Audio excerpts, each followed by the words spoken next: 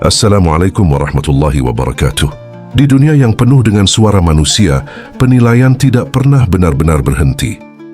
Pujian datang silih berganti, hinaan pun menyusul tanpa jeda. Banyak yang mengira ketenangan hanya bisa hadir ketika semua orang berhenti menilai. Kenyataannya tidak demikian. Dunia memang berjalan dengan dua sisi, menerima dan menolak, memuji dan merendahkan. Yang sering luput disadari bukan bagaimana menghentikan suara itu, tetapi bagaimana hati tidak lagi dikendalikan olehnya. Ada satu kondisi yang sering disalahpahami, bahkan ditakuti oleh banyak orang. Sebuah keadaan yang disebut sebagai mati rasa. Istilah ini sering dianggap sebagai hilangnya perasaan, dingin, tidak peduli, atau akibat dari luka yang terlalu dalam. Namun dalam pandangan tasawuf, mati rasa yang dimaksud bukanlah kehilangan rasa. Ia adalah kebebasan dari ketergantungan. Hati tetap hidup, tetap merasakan, tetapi tidak lagi tunduk pada apapun yang datang dari luar. Pujian tidak lagi membuat hati melambung, dan hinaan tidak lagi menjatuhkan. Bukan karena perasaan telah hilang, tetapi karena pusatnya telah bergeser. Selama ini banyak yang menggantungkan nilai dirinya pada manusia. Ketika dipuji, merasa berarti. Ketika dihina, merasa runtuh. Tanpa disadari, hidup menjadi reaktif dan mudah goyah. Inilah bentuk ketergantungan yang paling halus ketika hati menyerahkan kendali kepada penilaian orang lain. Dalam tasawuf, yang dilepas bukanlah rasa, tetapi keterikatan pada rasa itu sendiri. Para sufi tetap merasakan, namun tidak melekat. Mereka mendengar, namun tidak terikat. Segala yang datang dari luar hanya menjadi sesuatu yang lewat, tidak menetap, tidak membentuk identitas. Hati menjadi luas, seperti samudra yang tidak berubah hanya karena riak kecil di permukaannya. Ketika ketergantungan itu mulai luruh, respon terhadap dunia pun berubah. Tidak ada lagi dorongan untuk membalas setiap hinaan atau mengejar setiap pujian. Tidak ada kebutuhan untuk selalu terlihat baik di mata manusia. Ada ketenangan yang hadir tanpa dipaksakan. Ada kestabilan yang tidak mudah terguncang, bahkan ketika keadaan di luar tidak berpihak. Sebagian besar kegelisahan lahir dari keinginan untuk diakui. Ada dorongan halus untuk selalu diterima, dipahami, dan dihargai. Ketika itu tidak terpenuhi, muncul rasa kecewa, marah, bahkan kehilangan arah.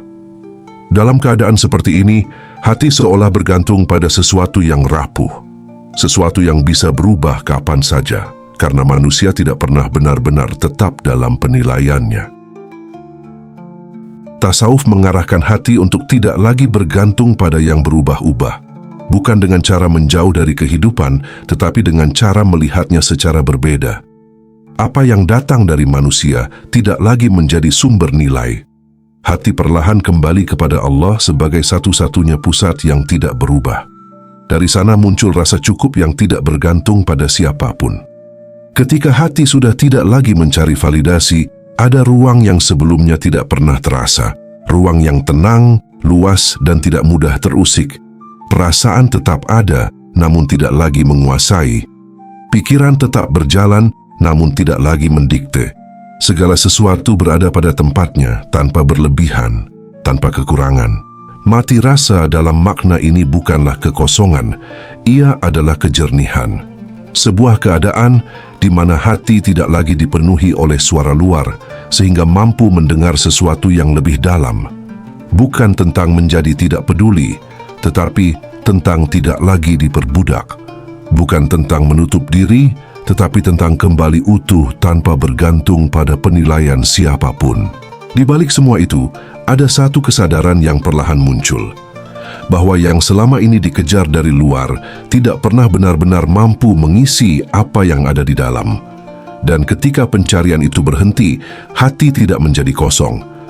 Justru menemukan sesuatu yang selama ini selalu ada, tetapi tertutup oleh kebutuhan untuk diakui. Sebuah ketenangan yang tidak datang dari manusia, tetapi dari kedekatan kepada Allah. Banyak orang memahami ketenangan dengan cara yang keliru. Tidak peduli terhadap pujian dan hinaan sering dianggap sebagai tanda bahwa hati telah mati. Seolah-olah seseorang yang tidak lagi terpengaruh adalah seseorang yang sudah kehilangan rasa. Padahal dalam pandangan tasawuf, keadaan itu bukanlah kematian batin, melainkan tanda bahwa hati telah mencapai kebebasan yang lebih dalam. Pemahaman ini selaras dengan apa yang diajarkan oleh Jalaluddin Rumi, bahwa hati yang benar-benar hidup bukanlah hati yang bereaksi terhadap segala hal, tetapi hati yang mampu melihat tanpa harus terikat. Hati seperti ini tidak kehilangan rasa, justru menjadi lebih peka. Ia mampu merasakan dengan jernih, tanpa terdistorsi oleh kepentingan ego atau kebutuhan untuk diakui.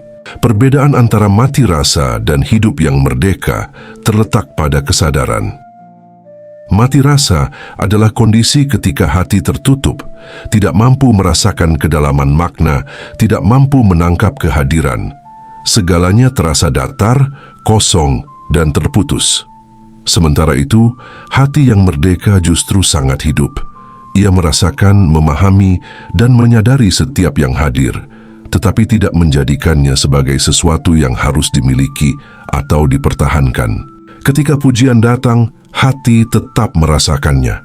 Ada kehangatan yang terasa, ada pengakuan yang terdengar, namun di saat yang sama, ada kesadaran bahwa semua itu hanyalah suara dunia yang tidak menetap. Tidak ada dorongan untuk menggenggamnya, tidak ada kebutuhan untuk menjadikannya sebagai sumber nilai diri. Pujian hadir, lalu pergi, tanpa meninggalkan jejak yang mengikat. Ketika hinaan datang, hati juga tetap merasakan. Ada getaran yang muncul, ada sentuhan yang terasa. Namun di balik itu, ada pemahaman bahwa hinaan seringkali hanya cerminan dari ego, baik ego orang lain maupun ego diri yang masih ingin bertahan.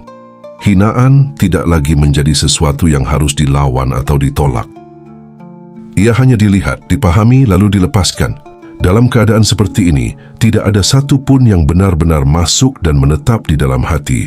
Segala yang datang hanya singgah, tanpa memiliki kuasa untuk mengubah siapa diri ini sebenarnya. Hati tidak lagi menjadi tempat penumpukan reaksi, tetapi menjadi ruang yang luas, yang mampu menampung tanpa harus terikat. Inilah yang disebut sebagai hidup yang merdeka. Bukan karena dunia berhenti berbicara, tetapi karena hati tidak lagi menjadi tawanan dari setiap suara yang datang. Sebuah keadaan di mana rasa tetap ada, tetapi tidak lagi menguasai. Sebuah kehidupan yang tidak lagi dikendalikan oleh pujian dan hinaan, melainkan oleh kesadaran yang lebih dalam terhadap Allah sebagai satu-satunya sumber kebenaran. Dalam tasawuf, hati yang telah matang sering diibaratkan seperti air. Air tidak memilih apa yang disentuhnya. Ia mengalir kemanapun jalannya terbuka, menyentuh tanah, batu, daun, bahkan sesuatu yang kotor sekalipun. Namun yang menarik, air tidak membawa semua itu menjadi bagian dari dirinya. Ia tetap jernih, tetap mengalir, dan tetap kembali kepada asalnya. Perumpamaan ini bukan sekadar gambaran, tetapi sebuah cermin bagi keadaan batin. Hati yang telah belajar dari perjalanan hidup akan mulai memahami bahwa tidak semua yang datang harus disimpan, tidak semua yang dirasakan harus dimiliki. Ada hal-hal yang cukup untuk disadari, lalu dilepaskan. Jalaluddin Rumi pernah menggambarkan makna ini melalui ungkapan yang selaras dengan perjalanan batin manusia. Air tidak menolak apa yang disentuhnya, tetapi juga tidak kehilangan kejernihannya. Ia tetap menjadi dirinya sendiri, meskipun telah melewati berbagai bentuk dan keadaan. Disitulah letak kebijaksanaannya, tetap hadir tanpa harus melekat. Seperti air yang mengalir tenang, hati yang telah matang tidak lagi bereaksi secara berlebihan terhadap apapun yang datang. Ketika pujian hadir, ia hanya lewat seperti riak kecil di permukaan. Tidak ditahan, tidak dikejar, tidak dijadikan sebagai sesuatu yang harus dipertahankan. Ada kesadaran bahwa pujian hanyalah suara yang muncul sesaat, bukan sesuatu yang menentukan nilai diri. Begitu juga ketika hinaan datang, ia tidak lagi menjadi gelombang besar yang mengguncang. Hinaan hanya menyentuh permukaan, lalu pergi dengan sendirinya.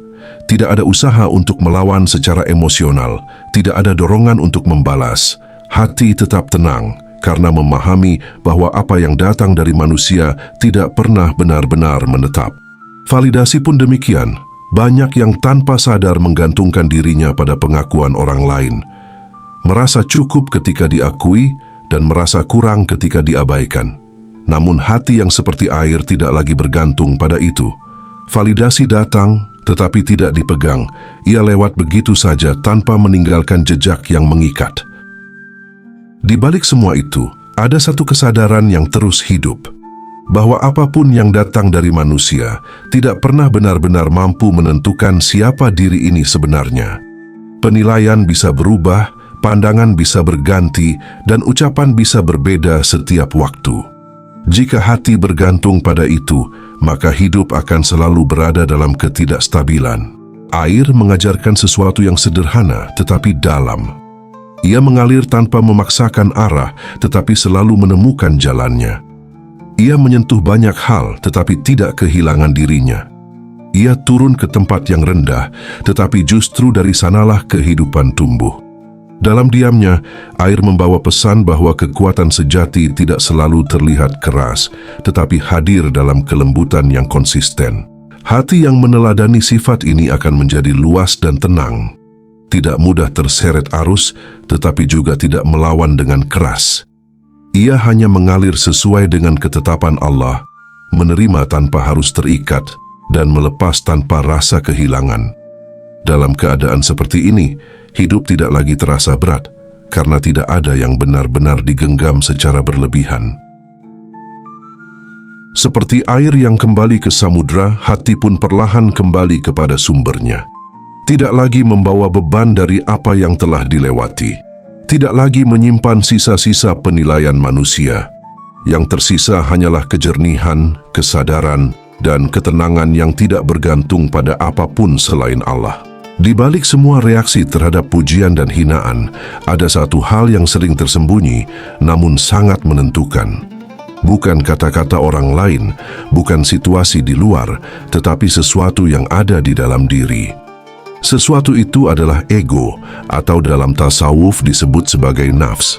Ia tidak selalu terlihat, tetapi pengaruhnya sangat kuat dalam membentuk bagaimana hati merespon dunia. Ego selalu memiliki kebutuhan yang halus. Ia ingin diakui, ingin dipuji, ingin dianggap penting. Ketika kebutuhan itu terpenuhi, muncul rasa senang yang berlebihan. Ketika tidak terpenuhi, muncul rasa kecewa, marah, bahkan terluka. Dari sinilah semua ketergantungan itu bermula. Bukan karena dunia terlalu keras, tetapi karena ego masih menjadikan dirinya sebagai pusat dari segalanya. Tokoh seperti Imam Al-Ghazali menjelaskan bahwa selama ego masih mendominasi, hati tidak akan pernah benar-benar stabil. Ia akan terus naik dan turun mengikuti penilaian manusia. Pujian akan terasa seperti penguatan diri, sementara hinaan terasa seperti ancaman yang harus dilawan. Dalam keadaan seperti ini, hidup menjadi reaktif, mudah goyah, dan sulit menemukan ketenangan. Ego bekerja dengan cara yang sangat halus. Ia tidak selalu muncul dalam bentuk kesombongan yang jelas. Terkadang ia hadir dalam bentuk keinginan untuk terlihat baik, keinginan untuk diterima, bahkan keinginan untuk dianggap rendah hati. Semua itu tetap berpusat pada satu hal, yaitu bagaimana diri ini dilihat oleh orang lain. Tanpa disadari, hidup dijalani bukan berdasarkan kesadaran, tetapi berdasarkan bayangan di mata manusia. Ketika seseorang mulai tersentuh oleh hinaan, itu bukan semata karena kata-kata tersebut, tetapi karena ego merasa terganggu. Ada bagian dalam diri yang tidak ingin direndahkan. Ada identitas yang selama ini dibangun, lalu merasa terancam. Begitu juga ketika pujian datang, ego merasa diperkuat. Ia merasa lebih tinggi, lebih bernilai, dan ingin mempertahankan perasaan itu selama mungkin. Disinilah letak akar dari keterikatan. Selama ego masih menjadi pusat, maka apapun yang datang dari luar akan selalu memiliki pengaruh. Tidak peduli seberapa kuat seseorang mencoba terlihat tenang, selama ego masih aktif, gejolak itu tetap ada, meskipun tersembunyi. Tasawuf tidak mengajarkan untuk memusuhi ego, tetapi untuk mengenalinya dan melampauinya. Ego tidak dihilangkan secara paksa, tetapi dipahami dengan kesadaran yang dalam. Ketika ego mulai terlihat apa adanya, perlahan ia kehilangan kekuatannya. Tidak lagi menjadi pusat, tidak lagi mengendalikan arah hidup. Hati yang mulai terbebas dari dominasi ego akan merasakan perubahan yang nyata. Pujian tidak lagi menjadi sesuatu yang harus dikejar. Hinaan tidak lagi menjadi sesuatu yang harus dihindari. Keduanya dipandang sebagai bagian dari kehidupan yang datang dan pergi. Tidak ada lagi kebutuhan untuk membuktikan diri, karena nilai diri tidak lagi ditentukan oleh penilaian manusia. Dalam keadaan ini, ada ruang yang terbuka. Ruang di mana hati bisa kembali jernih, tidak dipenuhi oleh tuntutan untuk menjadi sesuatu di hadapan manusia. Yang tersisa hanyalah kesadaran yang sederhana namun kuat, bahwa diri ini tidak perlu dibangun dari luar, karena apa yang sejati tidak pernah bergantung pada apapun selain Allah. Ketika ego tidak lagi menjadi pusat, maka kebebasan yang selama ini dicari mulai terasa. Bukan kebebasan untuk melakukan apa saja, tetapi kebebasan dari kebutuhan untuk selalu dinilai. Sebuah keadaan di mana hati tidak lagi menjadi medan pertarungan antara pujian dan hinaan, tetapi menjadi tempat yang tenang, yang hanya terarah kepada Allah sebagai sumber segala makna. Banyak yang melihat ketenangan sebagai sikap dingin. Ketika seseorang tidak lagi bereaksi terhadap pujian atau hinaan, seringkali dianggap tidak punya perasaan, tidak peduli, atau bahkan menjauh dari kehidupan. Padahal yang sebenarnya terjadi bukanlah kehilangan rasa, melainkan hadirnya kesadaran yang lebih dalam. Bukan dingin, tetapi jernih. Hati yang telah melewati proses ini justru menjadi lebih peka. Ia mampu merasakan tanpa terbawa, mampu melihat tanpa menghakimi, dan mampu memahami tanpa harus bereaksi. Ada jarak yang sehat antara apa yang terjadi di luar dan apa yang terjadi di dalam.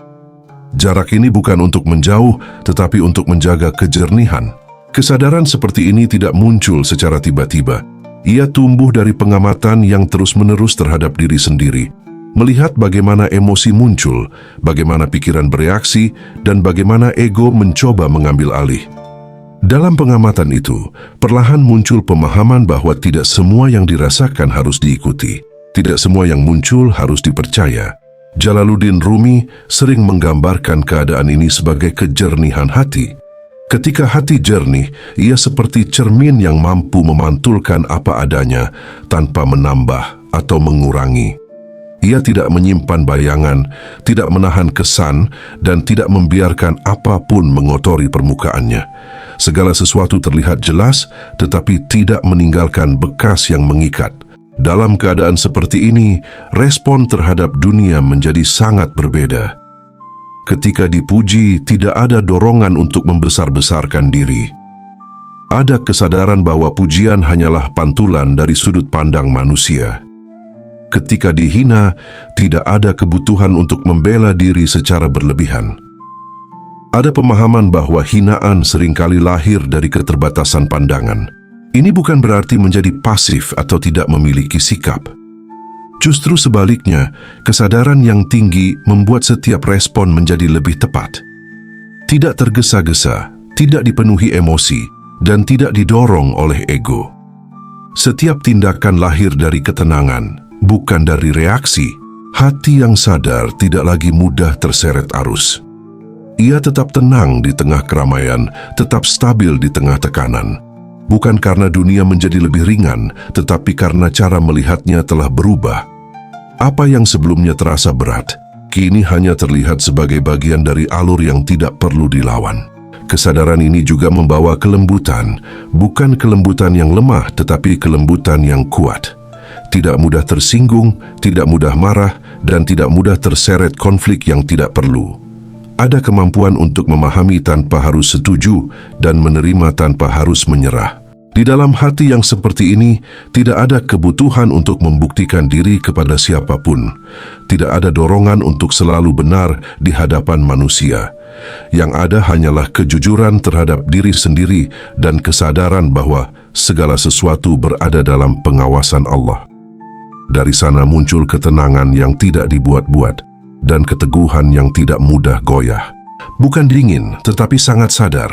Sebuah keadaan di mana hati tetap hidup, tetap merasakan, namun tidak lagi kehilangan arah.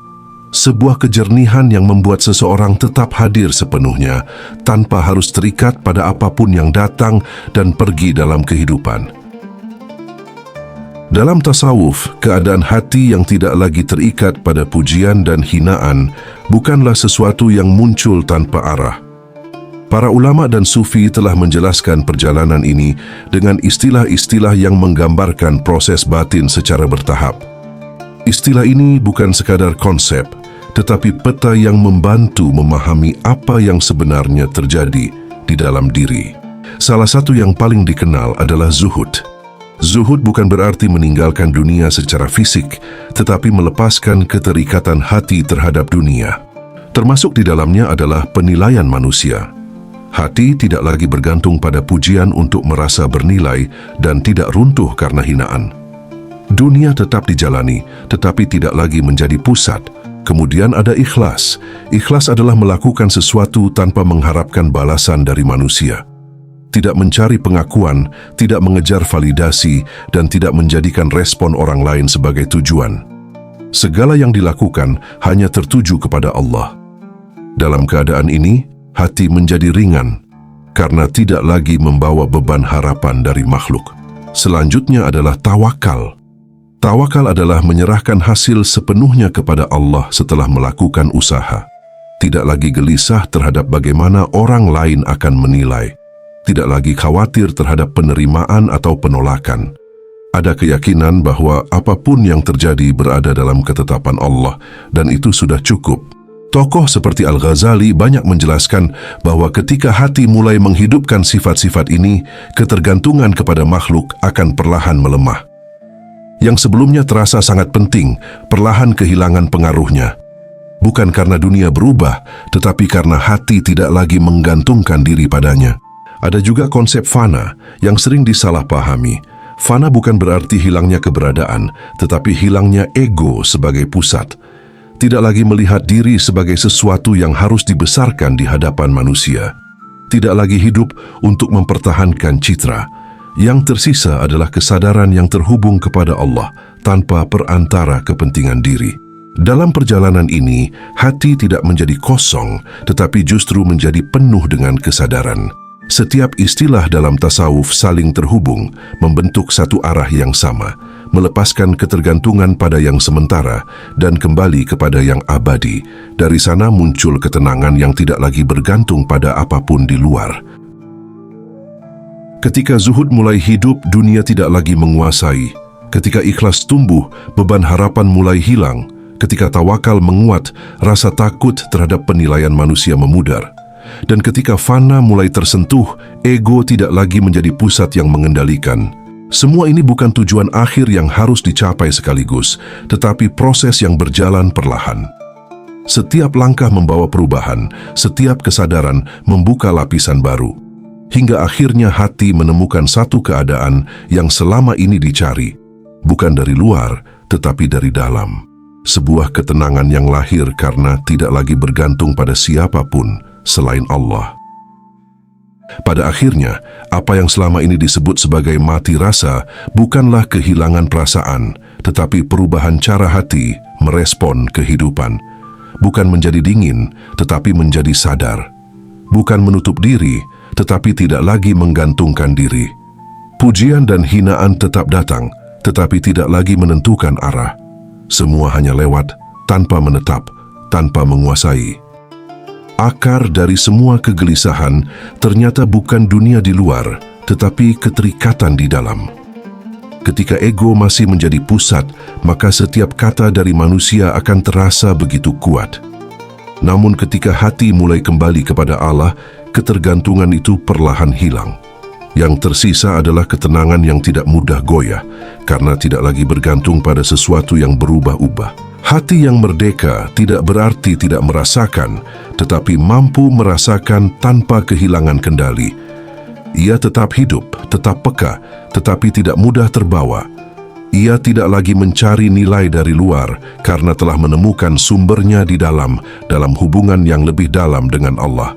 Jika pemahaman ini terasa dekat, tuliskan di kolom komentar, hati ingin merdeka. Bukan sekadar kalimat, tetapi sebagai kesadaran awal bahwa ada sesuatu yang ingin dilepaskan dan ada ketenangan yang ingin ditemukan. Bagikan juga kepada siapapun yang mungkin sedang lelah dengan penilaian manusia, agar semakin banyak hati yang mulai kembali kepada dirinya sendiri dan kepada Allah. Semoga apa yang disampaikan menjadi pengingat, bukan hanya untuk dipahami, tetapi untuk dirasakan dalam kehidupan sehari-hari. Wassalamualaikum warahmatullahi wabarakatuh.